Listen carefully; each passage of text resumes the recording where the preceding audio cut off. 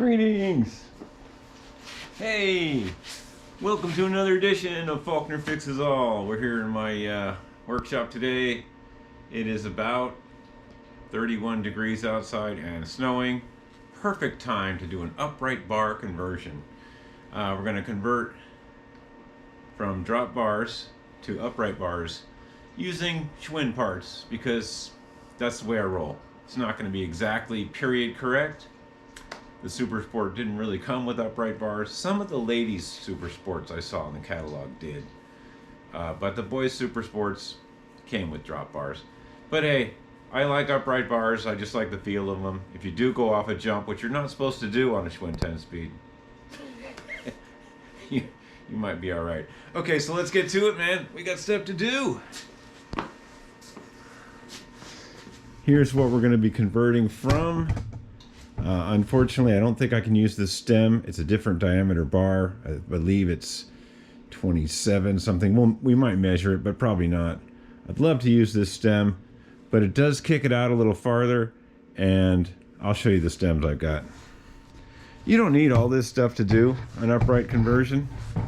You know, you could do it with one of these cheap, rusty, walled wannabes. You know, these fit right in a Schwinn fork. Here's a tall Schwinn red fork from a Varsity or something. And they do fit. You know, you can use this. In fact, it's actually even better ergonomically because there's less of a throw here. You know, you've got the bar a little closer to you than this one that sticks out. These are for drop bars. I can't use this one. The diameter here is wrong. It's a bigger diameter. It's about 21 millimeters. And the Schwinn approved ones that fit this bike are about 20 millimeters. That's close though. 21. And what did I say? I couldn't use this one? Yeah, this is like a 22. It might jam in there. I just don't want to chance it. We'll try it though. I might use this one. It's kind of sexy. But it's made in Japan, and you know, it's aluminum, and that's great. But you can't beat something like this. This is forged steel. It's date coded 77.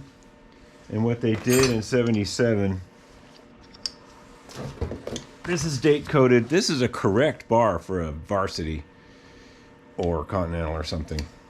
This is date coded 74. And so what they did is they changed it up a little bit. They put this little ridge in the casting. And this one is more correct. I'd really like to use this, but this is kind of a complete set with reflector bracket, with the safety levers and the green tape. Yeah, I think I'm just gonna put that to the side. You know, believe it or not, that's like the start of another whole bike if you have that piece with all those safety levers and the green tape.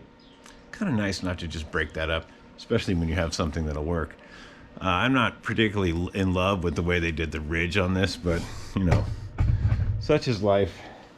I could use another one of these. I did on the yellow bike. It looks fine. It's over here. The only reason I don't like these is they're not really for upright bars, and they're really pokey right here. If you were to have a little mishap, they might be calling you One-Eyed Willie, you know. So, and you know, they're kind of hollow inside. They're not, I mean, they're not like a European design, but they're not great. And just for 10 speeds and road bikes, they're fine. But for what I do, like I said earlier, I do stuff you really shouldn't do on 10 speeds. Okay, so enough said. Let's get these other ones off. Let's get rolling here. 13 mil. I think it's a 13. No, it's a 12. That's great.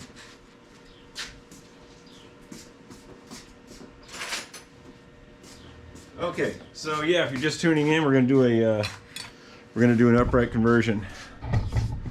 So let's get you here. And this might be two-part. You know, that's how it goes. And yes, there's a heater going there, and there's an electric heater there, and it's snowing out. Hey, we might even take a test ride, you know, now that we have upright handlebars in a minute. It'll be so safe. We'll go riding in the snow. Won't that be fun? All right, let's get these out of here. Let's quit jabberjawing. We've got stuff to do. Bring that up about 3/8 of an inch. Whack it with something not ball peenish steel, but bronze or brass, you know, trusty hammer that takes the impact and doesn't ruin the bolt. There you go. And sometimes you got to undo this a little more by hand, but there it goes because somebody used grease. I don't know who would do such a thing. And that's what a cheap stem looks like with the cone pinch bolt. We'll set these to the side. All right, so here's the stem I'm going to use. Now this stem, in 75 or so, they went with this weird extra casting ridge for strength. You know, I don't know. And they also put a little groove on this. And on this other one, you know, you don't see these grooves. This is a 74 model. And you don't see that groove there. And so that might help a little bit. I don't really have a preference on that. And then there's this style. Unfortunately, I wanted to use this stem, but it was too big. The diameter was too big. It won't even fit in there. Yeah, it's too big. I wanted to use this one even though it wasn't Schwinn because it has this 45-degree pinch bolt that's rounded on the end. And these, from my experience, these work really good. But, alas, it wasn't meant to be because this is 22 millimeter. And this is 20. So, I don't know what that is fractionally, but there's 2 millimeter difference. You wouldn't think that would make a difference, but it does in a round hole. So there you go. So this is all greased up. We previously made sure that was nice and greasy. And oh, another thing about these is sometimes you get a stem that breaks, and what happens is, this isn't part of it, but the bolt right here rusts away and gets pencil thin, and then it breaks off in there, and that's a big cause because people never grease that, and rainwater gets in there. So, you know, when you tear down your stem and look at it, look at the inside of the bolt really carefully. Pull it out of the stem, make sure it's greased, and make sure there's not a huge corrosion there that's pencil thin. Okay, enough said. Yeah, let's put this in. Oh, we gotta put grease on it. Hello?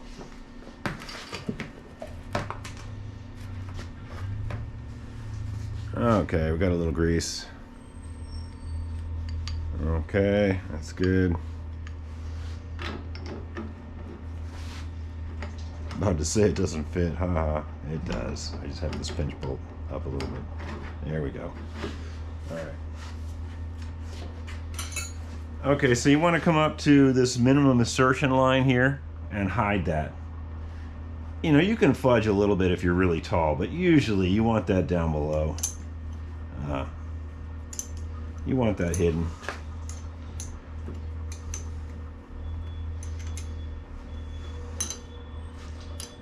Okay, we're not going to worry about straightening it up right now. This is just the mock-up. When we get the bike down off the stand, I'll stand over it and make sure everything's hunky-dory. We're just going to tighten that up a little bit. Okay, we already greased this bolt too, and it's ready to go. So here's our non-period correct, dated 1968. And we're going to slide these suckers in. 68 bars on a 72. Oh yeah. Okay, we're good there.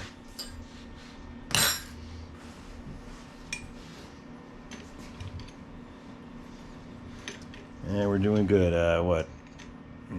8 minutes in, we haven't done anything. That's the story of, that's how it goes here at Faulkner Fixes All. A lot of talk, no work.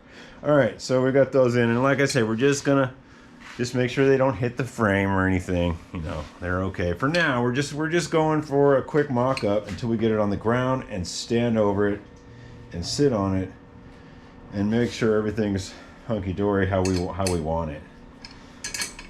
Okay, just a little minimum tighten on that. It's okay to use a small wrench so you don't break any bolts. All right, let's slide the levers on.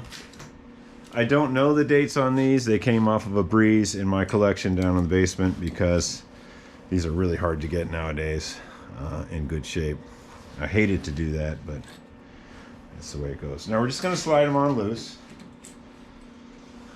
All right. And we'll give them a little snug. And then we'll do some cabling. This one's really loose. Okay, that's good. Let's get you around here, maybe it's better. Yeah, sorry about the fire and the sound quality is not that great today because of that, but hey, it's really cold outside. Okay, so we do have some Schwinn grips too. Look at these cushion grips. Yeah, I could go into detail about why they call these cushion grips. It was a Schwinn mistake. There used to be a little mirror they slide in there. It lasted about 3 days before lawsuits came. Anyway, let's put these on. Schwinn cushion grips. They were made to cushion your hands. No, they were made for mirrors, folks. Okay, let's pop these on. These are nice when you get them on right. So yeah, if you're just tuning in, we are doing a Schwinn upright bar conversion using mostly Schwinn parts. In fact, we're using all Schwinn parts. They're just the wrong year. Okay, these bars came off of a 5-speed. And you can tell it was a 5